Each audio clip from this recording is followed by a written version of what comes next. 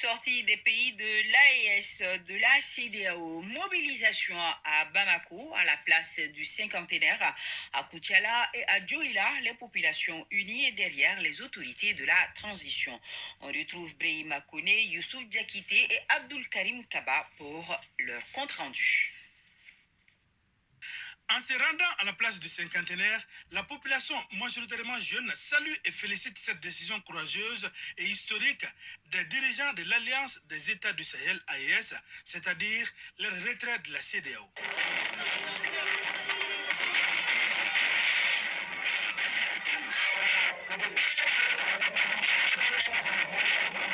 Cette grande mobilisation de la population est non seulement sincère et symbolique qui doit être encouragée. Ce genre de mobilisation doit être organisé régulièrement par les différentes couches de la population de nos trois États membres de l'AES. Cela est très important, c'est un défi qu'on doit relever pour montrer aux autres pays que vraiment l'AES est une réalité. Cette décision est historique, mais pas seulement. Elle constitue pour la jeunesse un repère visant à asseoir la souveraineté des États de l'AES. Toutes les décisions qui sont prises aujourd'hui, c'est pour vous, c'est pour votre avenir, c'est pour votre développement, c'est pour votre promotion, c'est pour votre emploi, c'est pour vous permettre. Il faudra que vous vous battez aux côtés du gouvernement de la République pour assurer la durabilité, pour assurer la pertinence, pour assurer l'endurance de toutes ces décisions. Après le rappel de la création de la CEDEAO, le ministre de la refondation de l'État, chargé des relations avec les institutions, dira que le pays de l'AES représente plus de la moitié de l'organisation sous-régionale. Sachez que sur 5 100 000 km² que recèle la CEDEAO, le Mali, le Niger et le Burkina Faso constituent 2 800 000 km². Il ne reste encore que 2 300 000 km². Qu'est-ce que vaut la CEDEAO sans cela? Que valent les ports d'accès des pays de la CEDEAO sans justement leur usage par nos États? Pas grand-chose. Donc la CEDEAO vit des pays de l'AES. C'est une décision mûrement réfléchie et les opportunités des pays de l'Alliance des États du Sahel en matière de coton, or et riz sont au-dessus de l'estimation. Lorsqu'on prend les trois pays réunis, ça fait 350 tonnes d'or par an. Ça fait la première production d'or de toute la CEDEAO. Lorsqu'on prend ces trois pays, ça fait 311 100 tonnes d'uranium. Ça fait la première production d'uranium de toute la CEDEAO. Lorsqu'on prend le coton, ça fait 1 110 000 tonnes de coton par an. Ça fait la première production de coton par an. Nous devons rester sereins derrière nos autorités. Cette grande mobilisation du peuple pour la décision des présidents du bon, j'allais dire Bamako, Ouagadougou et Niamey, a été effective presque dans toutes les régions du Mali. La sortie du Mali, du Burkina Faso et du Niger de la CEDEAO est saluée sur toute l'étendue du territoire malien. Et la région de Djoila n'est pas restée en marge de ces manifestations spontanées de soutien à la création de l'Alliance des États du Sahel. À ce chapitre, la jeunesse de la région a organisé une caravane qui a sillonné toute la ville.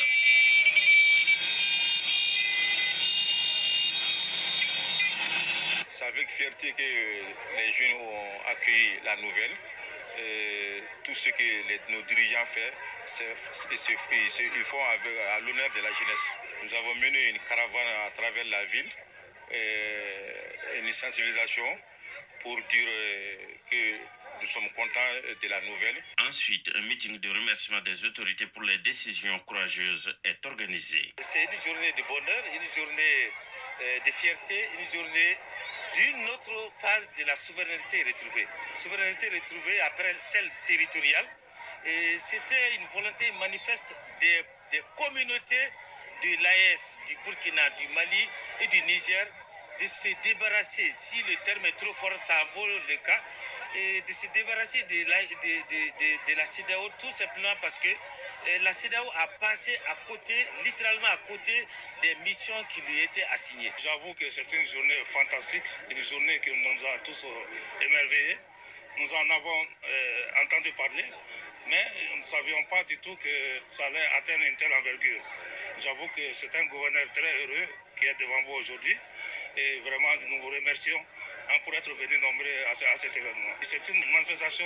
Alors j'arrête là. De soutien à nos plus hautes autorités. Bouya. C'est excellent, excellentissime. Bonjour à tous, Djoubian, c'est mon surnom sur le net. Je suis accessoirement seulement spécialiste de la France. En revanche, je suis un panafricain, un authentique panafricain, un panafricain très convaincu. Mais écoutez, c'est une immense joie de voir la célébration, en fait, de la prise de distance, en tout cas du fait que les pays de l'AES, le Mali, le Burkina Faso et le Niger, ont décidé de quitter la CEDEAO. Alors, ça a été annoncé donc le 28, janvier 2024, voilà. Et donc, on va continuer à célébrer cette bataille importante, très, très importante. Parce que ce dont il s'agit, voyez-vous, c'est que à l'époque, moi je suis de 65, donc les pseudo-indépendances qui ont été accordées aux pays africains en 1960, principalement, c'était la France qui avait décidé, je vous dis, qui a ouvert son agenda, hein, et puis qui a dit, à partir du 1er janvier, ça c'est pour toi, jusqu'à la fin de l'année, décembre 1960, voilà. Hein. Je ne me rappelle pas de toutes les dates, mais je sais que la Côte d'Ivoire, par exemple, c'était le 7 août 1960. Le Bénin, je crois que c'est le 1er août. Et ainsi de suite. Hein, ainsi de suite. Voilà. Allez vérifier. Un peu retour aujourd'hui facilement sur Internet. Hein. J'aurais pu le faire, mais bon. Hein, ça permet à ce que chacun bosse un peu là. Hein. Bon, je veux dire qu'avant, quand il n'y avait pas Internet, c'est difficile. Mais maintenant qu'il y a Internet, donc voilà. C'est à volonté. C'est une question de choix personnel. Donc, voyez-vous, je dis qu'on vit un moment exceptionnel parce que c'est historique ce qui est en train de se passer. C'est historique. Alors, c'est extraordinaire. Pourquoi? Parce qu'en même temps, vous voyez, donc vous avez la population du Niger, les populations du Niger, les populations du Burkina Faso et les populations du Mali qui célèbrent ça. Or, en Côte d'Ivoire, qu'est-ce qu'on célèbre? Bon, on célèbre, comme on appelle ça, la futilité. Hein, voilà. Bon, c'est vrai que ça fait du bien parce que ça permet de décompresser. Mais cela dit, beaucoup, si vous faites une enquête, vous allez voir que 98-99%, hein, je n'exagère rien du tout, ou alors bon, je vais m'arrêter à 95%, voilà. 95%, ils sont pour aller célébrer le match de foot, le sport, les loisirs. Bon. Même si c'est vrai que c'est hyper important dans la vie de l'être humain, mais cela dit, il faut mettre les choses par priorité. Pourquoi? Toujours en réflexion. Je donne mon point de vue naturellement. En fait, ce dont il s'agit, c'est que là, la célébration pour le fait que les pays de l'AES sortent de la CEDEAO, c'est toute la population africaine qui est gagnante, même pour dire même toute la diaspora africaine, le monde noir, tout le monde est gagnant, tout le monde, sans exception. Hormis, évidemment, même les dictateurs, là, Alassane Ouattara, Paul Biya, qui est encore Patrice Talon, Macky Sall, l'autre du Congo-Brazzaville, le grand dictateur franc-maçon, Sassou Nguesso, vous voyez, hein, et puis l'autre hypocrite du Togo, là, Faure Gnassingbé, hein, et puis l'autre hypocrite aussi du Gabon, le nouveau général là, qui a pris le pouvoir, qui a pris le pouvoir à son cousin, hein, c'est le cousin de Ali Bongo, on n'est pas sorti de l'auberge là-bas, voilà, faut bien préciser. Mais, heureusement qu'on a les dignes fils, les dignes patriotes, les dignes panafricains au Mali, au Burkina Faso et au Niger. Très clairement. Ah oui. Et je vous dis très franchement, moi je suis panafricain très convaincu, authentique, mais ce que ça m'inspire là à l'instant au moment où je fais cette vidéo, je disais, ou quand je regardais les images que je vous ai montrées tout à l'heure, on a d'ailleurs reconnu, je salue la sœur Amina Fofana, voilà, elle, vraiment, j'espère qu'un jour on va se rencontrer parce que, voilà, on est sur la même longueur d'onde, en fait c'est de ça dont il s'agit. Très clairement, voilà. Eh bien, ce que ça m'inspire, c'est que, en fait, il y a des pays comme ça qui se croient supérieurs. Je peux le dire, moi je suis d'origine ivoirienne. Voilà, donc je dis par rapport à mon enfance. Eh bien, les Ivoiriens, les Gabonais, les Camerounais, voyez-vous, envoyez-moi les commentaires pour me dire que je me trompe. Voilà, parce que les commentaires, c'est fait pour ça. Eh bien, ces pays-là, ils estimaient qu'ils étaient supérieurs aux gens du Mali, aux gens du Burkina Faso et aux gens du Niger. Très clairement, je vous dis, là, vraiment, je me fais un plaisir de rappeler ça, pourquoi c'est hyper important. Parce que regardez l'ironie du sort. C'est qu'en réalité, ce sont ces pays-là que la plupart de ces pays-là, les citoyens du Côte d'Ivoire, les citoyens du Cameroun, du Gabon, vous voyez, très souvent, ils méprisaient en considérant qu'ils étaient plus évolués que eux, alors que tout est relatif. Et puis aussi, de quoi parle-t-on en matière d'évolution ou voilà. L'aliénation, c'est Côte d'Ivoire, Cameroun, qui est encore Togo, Gabon, hein, Côte d'Ivoire. Enfin, vous voyez ces pays-là. Voilà. Et ceux qui sont plutôt émancipés, ceux qui sont plutôt libres, des hommes libres, ben c'est le Mali, c'est le Niger et c'est le Burkina Faso. Burkina Faso, dont le président, son excellence Thomas Isidore Noël Sankara, avait baptisé le pays des hommes intègres. Alors qu'auparavant, le nom que portait ce pays, c'était la Haute-Volta. Voilà. Moi, de mon enfance, c'était la Haute-Volta. Vous voyez? Et lui, quand il arrive au pouvoir en 1983, hein, c'est ça, hein, puisqu'il a été assassiné en 87. Voilà. Donc il arrive et il dit non, nous, on va nous-mêmes baptiser le nom de notre pays. Hein, ça ne sera pas le nom donné par les colons, par les impérialistes. Hein, c'est le Burkina Faso qui veut dire le pays des hommes intègres. Maintenant, je dis ce qui est malheureux, c'est que c'est pas tout le monde qui est intègre là-bas au Burkina Faso. Malheureusement. Hein, donc c'est un challenge, c'est un défi. Et oui. Regardez-moi par exemple, je suis intègre, naturellement. Et vous le savez par rapport aux vidéos que je fais, par rapport aux arguments que j'apporte. Très clairement, mon engagement. Hein, vous voyez. Alors que là-bas, Blaise Compaoré et consorts, ce ne sont pas des gens intègres. Ce sont des aliénés, ce sont des complexés et ce sont des corrompus. J'ai même envie d'ajouter je ne vais pas dire jaloux. Par contre, je vais enlever jaloux puis je vais mettre sorcier. Voilà. Hein? Blaise Compaoré puis son frère là. Je ne sais pas s'il s'appelle. C'est François Compaoré, voilà. Je ne sais pas si je me trompe. Blaise Compaoré et François Compaoré. Il vit ici en France. Hein. Il est gardé par la France. Voilà, il est protégé par la France. Tout comme Blaise Compaoré, là-bas aussi en Côte d'Ivoire. Protégé. Mais parce qu'ils ont rendu leur service à la France et en retour, on les protège. Sauf que Blaise Compaoré, il voulait venir se soigner ici. Il doit dire non, dégage. Donc, dans une moindre mesure, l'on fait là-bas en Côte d'Ivoire, il est là-bas en retraite. Ah, c'est grave. Puis ce monsieur a pris la nationalité ivoirienne. Ouais. Parler des patriotes. Enfin, bon, bref. Donc, voilà, il faut que je précise ça parce que sinon j'avais oublié. Il y a un gars là, il n'est pas le seul. Hein. Là aussi, j'en ai déjà parlé dans les vidéos passées, mais ceux qui prennent mes vidéos en cours, donc je vais donner mon point de vue. En fait, ça revient souvent l'argument des gens qui ne supportent pas nos engagements, notre patriotisme, notre panafricanisme, vous voyez, notre militantisme. Ils ne supportent pas. Surtout, qu'est-ce qu'ils ont comme argument? Que je trouve c'est un argument que peut tenir un enfant du jardin d'enfants. Je ne dis même pas école primaire, hein. Je dis jardin d'enfants. C'est tellement facile. Mais moi, j'ai les arguments pour les descendre immédiatement. Vous allez voir, arguments. En fait, ils disent quoi? Ils disent, oui, vous avez la nationalité française et donc, voilà, en gros, crachez pas dans la soupe. Alors, pourquoi vous renoncez pas à la nationalité? Et patati, et patata, etc., etc. Vous comprenez? Et moi, je me fais un plaisir pour les répondre. Pourquoi? Parce que je dis, moi, ma religion, c'est la vérité et la justice. Et oui, chacun de nous a une énergie qui lui est propre. L'énergie que j'ai, tu ne l'as pas, et vice-versa. Voilà. Il faut composer avec. Qu'est-ce que je réponds par rapport à ça? J'ai dit, écoutez, je lui ai répondu d'ailleurs rapidement. J'ai dit, écoutez, qu'est-ce que c'est que avoir la nationalité française quand on est d'origine africaine, hein, comme moi, par exemple? Qu'est-ce que c'est? Qu'est-ce que ça représente à côté de le pillage des richesses de l'Afrique depuis des siècles par l'Occident en général et la France en particulier? Réponse. Voilà. Donc on la ferme, je l'ai dit d'ailleurs quand j'ai écrit, j'ai dit voilà, ce que vous avez à faire, vous la fermez, vous asseyez, vous prenez des notes. C'est tout ce que vous reste à faire, à méditer. Voilà, j'ai écrit pour lui reprendre dans ce commentaire. Voilà. Et là, je vais la faire court parce que j'ai pris des notes par rapport à la vidéo d'aujourd'hui. Donc, mais c'est pour dire que là-dessus, je suis trop à l'aise. Pourquoi je suis trop à l'aise? Mais parce que, je vous dis, il y a des frères qui ont du mal avec ça parce que justement, chacun de nous a l'énergie. Justement, voilà. Moi, l'énergie que j'ai, comme je dis, ma religion, c'est la vérité. Donc, je suis toujours en quête permanente de la vérité. Je cherche la vérité en permanence. Donc, ce qui fait que quand je réfléchis sur un sujet, je dis, mais non, mais attends, elle est où la vérité? Mais la vérité, elle est que le fait qu'on ait la nationalité, ce qu'ils voudraient ces gens-là, c'est qu'on fasse comme justement Alassane Ouattara, comme les Macky Sall, hein, qui sont dans des obédiences de franc-maçonnerie et que sais-je encore, voyez? Donc eux sont les adeptes de la servitude volontaire, voilà. Donc ces gens-là, ils voudraient qu'on fasse ça. Moi, j'ai beaucoup réfléchi à la question, je dis, mais écoutez, vous estimez que vous n'avez pas assez là, les Alassane Ouattara, les Houphouët-Boigny, les Oumar Bongo, les Sassou Nguesso, les Paul Biya, vous n'avez pas assez? Sachant que ces gens-là, eux, leur train de vie, vous comprenez? Donc moi qui suis un citoyen ordinaire, hein, pour ne même pas dire un smicard, vous comprenez que quand je dis dérisoire, le mot est encore même faible. Il faut trouver un mot encore plus adapté, pour vous dire. Comprenne qui veut, comprenne qui peut. Voilà, c'est de la pédagogie.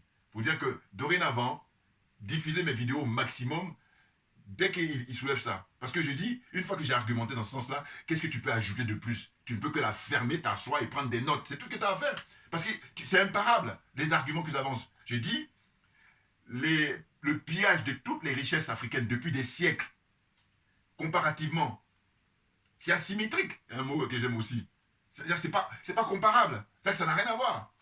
Et qu'au contraire, nous, parce qu'en réalité, quand ces gens-là réagissent comme ça, et comme j'ai dit, ils n'ont pas d'argument, c'est pour ça qu'ils réagissent comme ça, en fait, c'est d'une certaine façon insulter l'intelligence de l'Africain. Hein? Et comme moi je refuse qu'on insulte mon intelligence, faire ces vidéos c'est le minimum. Donc tu la fermes, tu t'assois et tu prends des notes. Tu en as besoin. Voilà. Bouilla, bouilla, bouilla, attention. Non. C'est une question de domaine. On est dans un domaine où moi je suis comme un poisson dans l'eau. Vraiment c'est ça. Vous avez bien compris. Donc en fait, ce dont il s'agit, c'est que j'ai dit qu'on va célébrer comment dire ça, cet événement hein, historique, très important, le fait que le colonel Assimi Goïta, son excellence, le capitaine Ibrahim Traoré et puis le général Tchiani, hein, les trois pays de l'AES, ces trois dirigeants-là, ont eu l'idée, avec leurs compagnons de lutte, hein, eh ben de sortir de la CEDEAO. Et c'est vrai que nous qui sommes panafricains, les militants, bon, on le souhaitait depuis fort longtemps. Donc ça y est, le moment est arrivé. Et ils ne nous ont pas fixé la date, mais c'est même appréciable. Ben oui, ça va être pareil pour le franc CFA. Le franc CFA, de mon point de vue, ils vont sortir du franc CFA avant la fin de l'année 2024. Ça, c'est vraiment...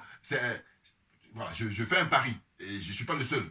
Parce qu'il y a des signes. Voilà. Et là, d'ailleurs, parce qu'ils sont tellement, comment dire ça, intelligents, ils sont tellement intègres, ils sont tellement sérieux, c'est des hommes d'État, eh bien, ils font par étapes. Ils créent en septembre 2023, l'AES, hein, l'Alliance des États des pays du Sahel. Voilà, hein, Alliance des États des pays du Sahel, AES. Hein, Lipako, Gourma. Hein, c'est là où les trois frontières, enfin les trois pays, ils font frontière. Voilà, c'est cet endroit-là. Hein, où il y a beaucoup de richesses, notamment. Vous voyez? Donc, c'est un vrai plaisir, un bonheur, que dire de pouvoir en parler, de pouvoir justement informer les frères qui ne sont pas informés, les sœurs qui ne sont pas informées, hein, qui sont de bonne volonté, qui ont envie de savoir. Voilà. Donc, je donne ma petite contribution, ce que j'ai compris, et mon analyse. Vous voyez? Donc, je vous dis, c'est un grand plaisir hein, de voir qu'à Abidjan, en Côte d'Ivoire, on célèbre là derrière un ballon. Or, ceux qui en profitent, ben, ils sont ultra minoritaires de ce business-là. C'est-à-dire Alassane Ouattara, lui, ça va être les deux côtés, sur le plan financier et puis sur le plan politique. Il veut récolter... voilà. Je ferai une vidéo là, juste après. Si j'ai le temps aujourd'hui, mais c'est sûr, demain, c'est sûr. Mais si j'ai le temps, je vais le faire aujourd'hui. Voilà, c'est une question de temps, disponibilité. Sur justement le match qui va y avoir lieu entre la Côte d'Ivoire et le Mali. Voilà. C'est très intéressant. Donc, je disais que les gens, hein, ils font même de la musique, ils font des morceaux, ils font des chansons et tout ça, pour célébrer hein, l'événement de la Coupe d'Afrique des Nations. Donc voilà. Et c'est ceux qui dirigent qui en profitent le plus, puisque eux, ils amusent le peuple. C'est connu, hein. Voilà. C'est l'opium du peuple. C'est-à-dire que ça soit au niveau distraction, c'est-à-dire concernant justement là, en l'occurrence, le sport, le football en particulier. Là. Voilà. Et pendant ce temps-là, hein, on oublie l'essentiel. Et eux, ils se frottent les mains. Voilà. Donc je vous dis, quand je vois la célébration de la joie là-bas au Mali, au Niger et au Burkina Faso, sur le fait que les pays de l'AES sont sortis de la CEDEAO, je dis voilà, ça a du sens. Ça, c'est ce que j'appelle des gens qui ont une conscience politique. Et je dis la conscience politique, ça dépend des pays. Il y a des pays où il y a beaucoup... Si je fais des statistiques, je vais dire par exemple que le Sénégal, pour moi, le peuple sénégalais, hein, il y en a beaucoup qui ont une conscience politique. Et je vous dis toujours que quand je dis ça, c'est par rapport au fait que dans l'histoire le cas du frère, l'honorable Ousmane Sonko, vous n'avez pas moins de 3 juges. Alors que ces juges-là, ce sont des fonctionnaires, donc ils sont nommés par le ministre de la Justice, donc nommés par Macky Sall, hein, et son ministre. Bon, eh bien, ils disent non. Ils ont décidé de se montrer libres, ils ont décidé de faire honneur hein, à leur patrie, le Sénégal, hein, au peuple sénégalais, et de dire le droit, rien que le droit. Non pas se laisser influencer, se laisser corrompre moralement, d'une part, et matériellement, d'autre part. Non, ils ont dit non. Ils sont pas moins de 3. Vous voyez? Et là, j'ai dit, quand je constate ça, j'ai dit, mais non, c'est parce qu'ils ont une conscience politique, mais très pointue, très clairement. Or, je vous dis, regardez dans les autres pays, hein, la zone CFA, là, la zone des aliénés, la zone des complexés et la zone des corrompus, dites-moi, hormis au Sénégal, quel autre pays où les juges peuvent donner raison à quelqu'un d'opposition? surtout le numéro 1 de l'opposition, c'est-à-dire que le patron de l'opposition au Sénégal, et là le patron le chef de l'opposition en Côte d'Ivoire, en l'occurrence M. Laurent Gbagbo, regardez ce on lui fait subir. Quel juge pourrait avoir le courage de lui dire que non, on n'a pas à faire ça au président Gbagbo sur le plan juridique? Dites-moi, j'attends. Donc je prends le Cameroun, dites-moi. Hein? Je prends le Togo, hein? Ou l'autre, il fait le malin là. Je vais vous dire pourquoi je ne supporte pas l'autre du Togo là. Parce qu'en fait, je dis, je reste dans un principe simple. Je dis, si on se veut honnête, hein, et sérieux, et panafricain, eh bien, la charité bien ordonnée commence par soi-même. C'est-à-dire que le Faure Gnassingbé, là, et puis son ministre des Affaires étrangères, qui commence d'abord à respecter le peuple togolais. Voilà, ça commence par là. Et quand tu fais ça, là, tu es un vrai panafricain. Mais autrement, non. On insulte notre intelligence. Là aussi, c'est ce qu'ils font là. Hein. Faure Gnassingbé et puis, comment on appelle ça, son ministre des Affaires étrangères. J'espère que les dirigeants des 3 pays de l'AES en sont conscients. J'espère. Oui. Parce que là, ils font les manèges là, en disant, oui, voyez, nous, les gentils, les autres, ils vont... Non. Si tu es honnête, sois d'abord correct avec ton peuple. Et puis, je dis, dépêche-toi à rejoindre l'AES. Voilà. Tu peux faire déclaration officielle, comme le font là, Assimi Goïta, comme le font, comment dire ça, Ibrahim Traoré, comme le font, hein, comme le fait, comment dire, le général Tchiani, voilà. Et puis leur porte-parole, voilà. Donc toi, ton ministre des Affaires étrangères, il prend le micro et il dit, voilà, nous, à partir d'aujourd'hui, on est en février là, hein, 2024, on sort, enfin on rejoint l'AES, voilà, on rejoint, et non pas jouer ils passent les passeurs de plats là, non, moi ça marche pas avec moi, je dis, moi, oh, Dieu est grand, voilà, je veux dire par là que, en fait, je dis, je me veux être un être humain, donc je fais briller l'intelligence, je fais briller l'honnêteté surtout, voilà, l'intelligence, honnêteté, ça, voilà, c'est-à-dire que ça se discute pour l'intelligence, mais par contre l'honnêteté, ça, je dis, on fait un concours, il y en a qui sont éliminés dès le premier tour, c'est-à-dire qu'ils ne vont même pas participer à la compétition elle-même, parce que dès les préliminaires, hein, les compétitions de sélection, ils seront éliminés tout de suite. Voilà. En ce qui concerne l'intégrité morale. Et puis l'intégrité... voilà. Donc, oubliez-moi hein, tout ce qui est aliénation, oubliez-moi tout ce qui est corruption, hein, oubliez-moi tout ce qui est complexe. Voilà, oubliez-moi. Voilà. Comprenne qui veut, comprenne qui peut. Donc, je disais que, franchement... alors, une dame m'a dit une fois, tu fais des digressions, mais c'est parce que c'est un plaisir. Voilà. Puis si j'avais les moyens, j'allais faire des montages. Voilà. Comprenez bien. C'est parce que je n'ai pas les moyens encore. Sinon, si j'avais les moyens, ou alors quelqu'un qui s'y connaît, moi je fais mon truc en brut et puis il fait les montages, voilà. Parce que la plupart des gens, les frères et soeurs qui font des vidéos, voilà, qui ont les moyens ou qui savent s'y prendre, voilà, ils font ça. Donc moi, c'est parce que je n'ai pas les moyens, donc on a du brut là, et voilà, je vous demande votre exigence, enfin votre exigence, non, votre indulgence, excusez-moi, voilà. Voyez-vous? Bon, ben écoutez, il y a beaucoup à dire, parce que j'ai pris des notes, et là pour le coup, les interventions étaient remarquables, parce qu'il y a eu l'intervention... comment dire ça, l'ambassadeur, je crois, du Niger à Bamako, hein, et puis il y a eu les ministres du gouvernement de Choguel Maïga, voilà, ils ont pris la parole, hein, comme ça, pour célébrer cet événement-là. C'est très intéressant. Alors, rapidement, on va avancer. Donc, par exemple, j'ai dit, intervention des ambassadeurs et des ministres des 3 pays de l'AES, hein, voilà, il dit, par exemple, que sur 5 100 000 km² de la CEDEAO, les 3 pays de l'AES représentent 2 800 000 km². C'est-à-dire, si on prend comment on appelle ça, la superficie, voilà, du Mali, la superficie du Burkina Faso, la superficie du Niger, réunis, ça fait 2 800 000 km². Hein? Alors que la CEDEAO, hein, tout réuni, tous ces pays-là, ils sont tous ensemble les 15, ça fait 5 100 000 km².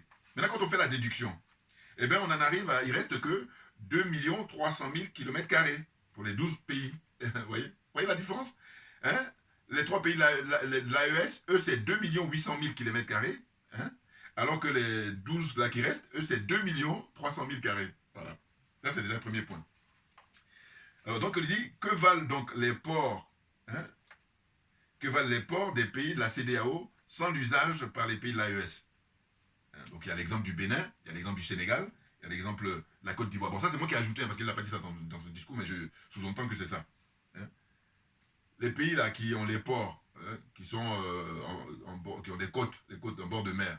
Mais en réalité, ceux qui sont malhonnêtes intellectuellement, ils vont soulever une question comme ça qui me paraît... idiote, c'est de dire oui mais ils sont enclavés donc ils ne vont pas pouvoir s'en sortir. Alors que si vous regardez objectivement, vous allez voir que en fait les pays qui ont les ports, c'est-à-dire qui ont accès à la mer, mais ils sont moins nombreux que les pays, quand vous prenez le monde entier, hein, voilà, c'est ça que je veux dire. Dans le monde entier, quand vous prenez les cartes, vous regardez bien. Et ça, c'est mon bon sens, ça. Ça même aller regarder en détail. Hein.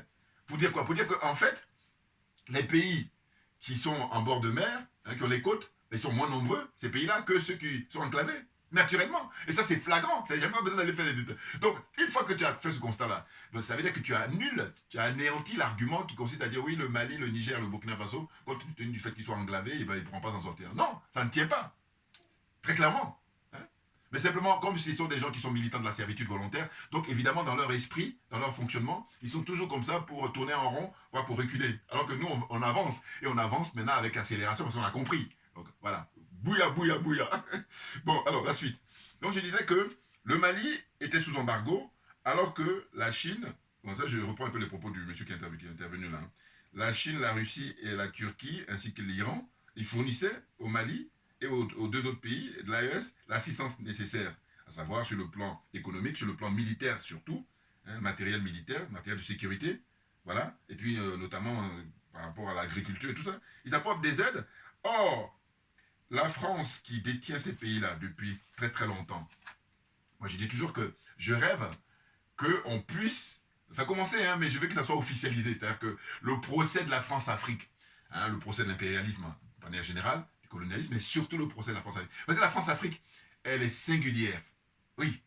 Oui, parce que, vous voyez, la manière de fonctionner, le système de la France-Afrique, mais vous ne retrouvez pas ça dans les anciennes colonies anglaises, qu'est-ce qu'il y a encore, anciennes colonies portugaises, anciennes colonies espagnoles. Hein, toujours pour rester en Afrique, hein, on est d'accord. Vous voyez? Donc, compte tenu de ça, j'ai dit non, il faut un procès. Et symboliquement, ben, ça doit se tenir justement dans ces trois pays-là. Oui, oui, oui, oui. Ah oui, je rêve de ça. Et puis, on va dire Inch'Allah. Enfin, on va demander la bénédiction des ancêtres pour que ça ait lieu. Voilà, le procès de la France-Afrique.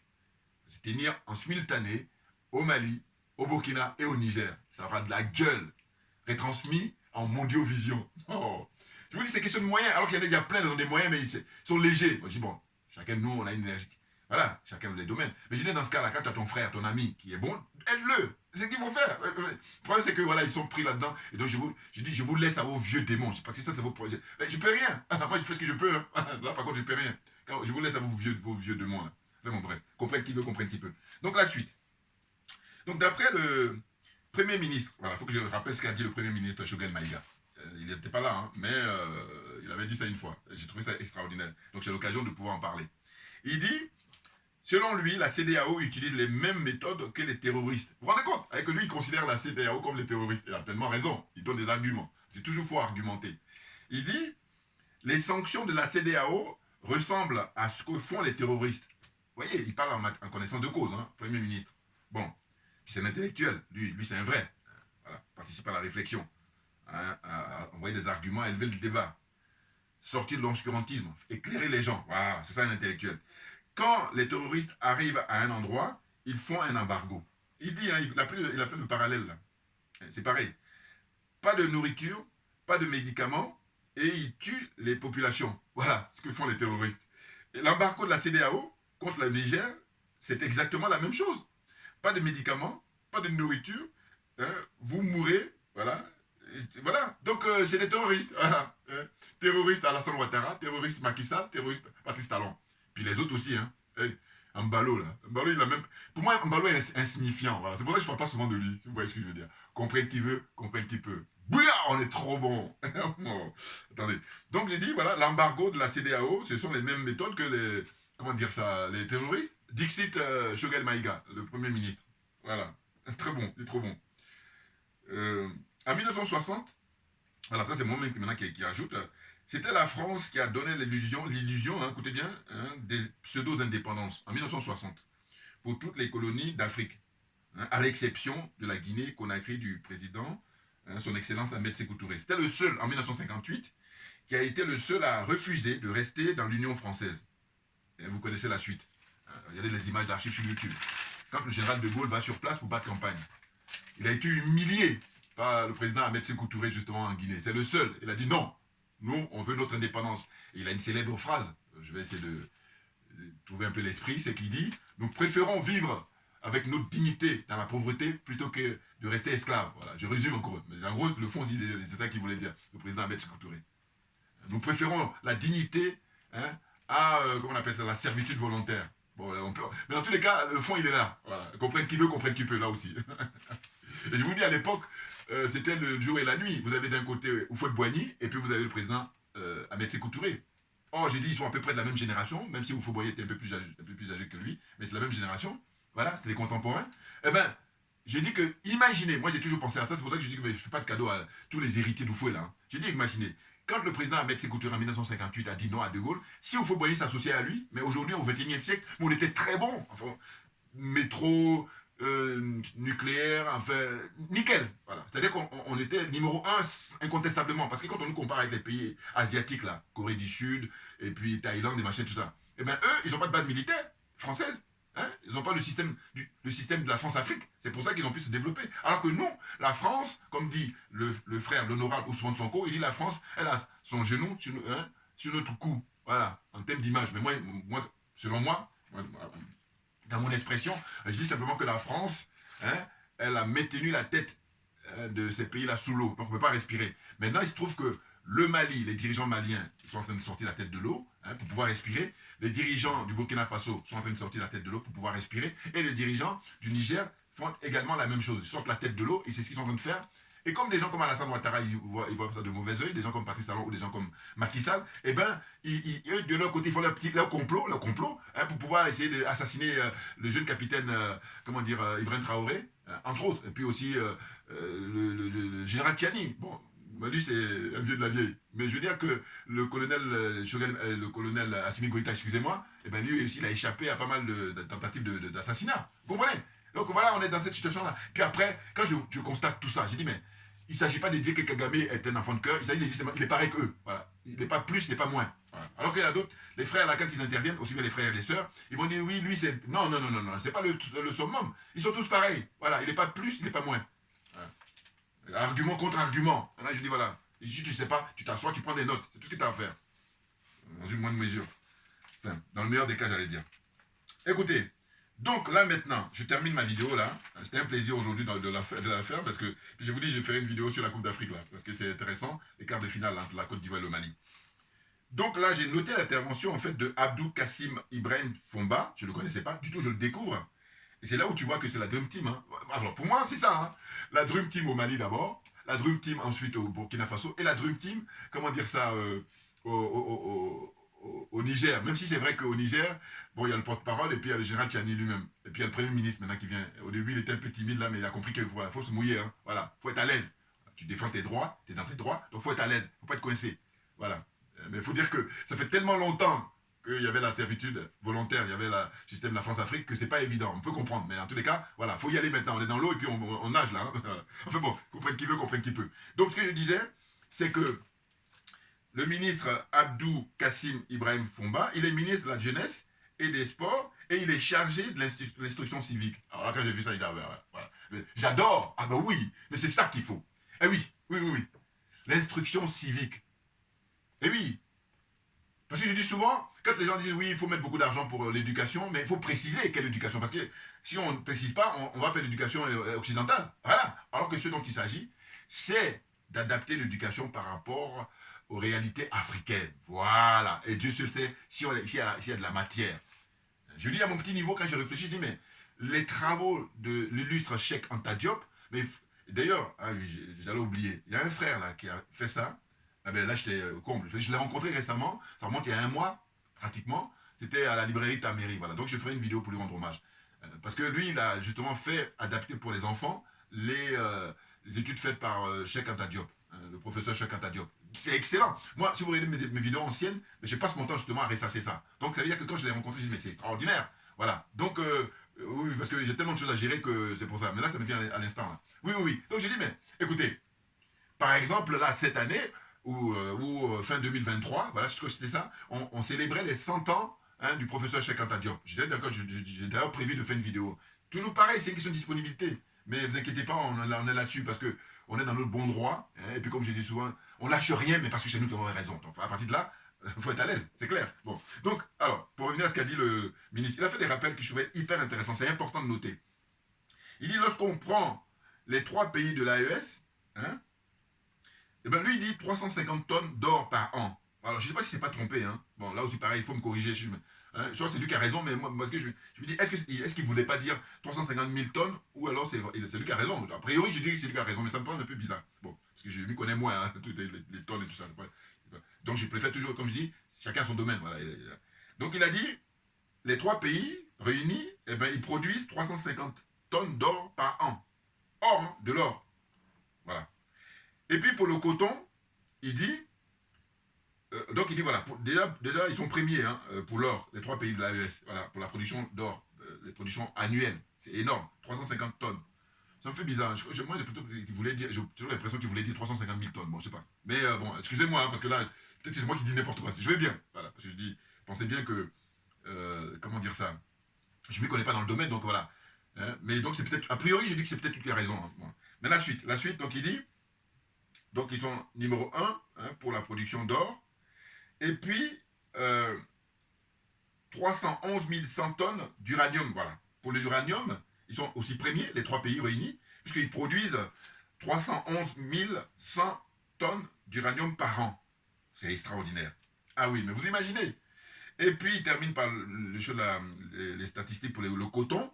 Donc, il dit le coton, eh bien, ces 3 pays-là réunis, ils produisent 1 110 000 tonnes de coton hein, par an. Donc, ils sont premiers.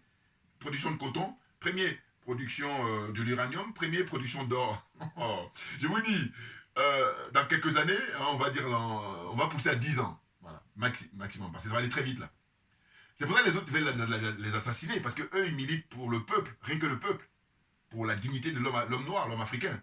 Voilà. Donc vous allez voir que Dubaï, tout ça à côté, ça serait petit. Ah oui. Les pays du Golfe, là, ils seront petits. Maintenant, il faut des gens dignes. Il faut que chacun soit à sa place. C'est important. Voilà. Oui. Et nous, le travail qu'on fait là, justement, c'est pour aider. On donne notre contribution.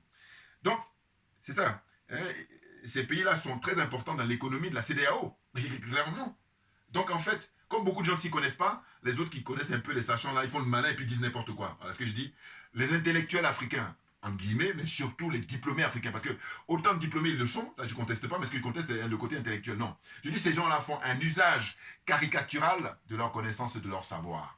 Bouillard, ça c'est de moi-même, hein, ça vient de moi, de mon inspiration. Oh, on est trop bon. Excusez-moi. Par conséquent, il dit que nous devons rester sereins derrière nos autorités. C'est-à-dire qu'elle a fini par énumérer que les 3 pays sont numéro 1 en production d'or, numéro 1 en production d'uranium, numéro 1 en production de... Il y a même le riz aussi, je crois, si je me trompe. Mais là, il y a... Donc, le coton, voilà, le coton. Hein. Donc, il y a l'or, le coton et l'uranium. Ils sont numéro 1. Entre autres, hein, parce qu'il n'a même pas énuméré le gaz, il n'a pas énuméré le pétrole. Hein, voilà, il y a l'eau douce. Ah, mais je vous dis, il faut vraiment souhaiter que, comme j'ai dit, moi, quand il y a la bonne année, chaque fois, je dis santé, le reste, on gère. Voilà. Tant qu'on a bonne santé, le reste, c'est secondaire. Voilà, on a la maîtrise. Par contre, on n'a pas la maîtrise pour la santé. Même si c'est vrai qu'on dit, tu as une discipline de vie, mais vous savez, c'est des choses qui nous dépassent, qui fait que des fois, même je dis souvent, mais regardez, il y a des gens qui sont, comment dire, qui la ramènent pas, comme nous autres, les grandes gueules là. Mais pourtant, voilà, les choses arrivent, donc c'est pour ça que c'est les mystères de la vie. Voilà, comprenne qui veut, comprenne qui peut. Donc voilà, j'ai terminé aujourd'hui sur cette vidéo-là, et puis de dire quoi? De dire qu'en conclusion, en fait, les 3 pays de l'AES étaient les poules aux œufs d'or. Voilà, ça c'est moi-même qui écris ça. Hein.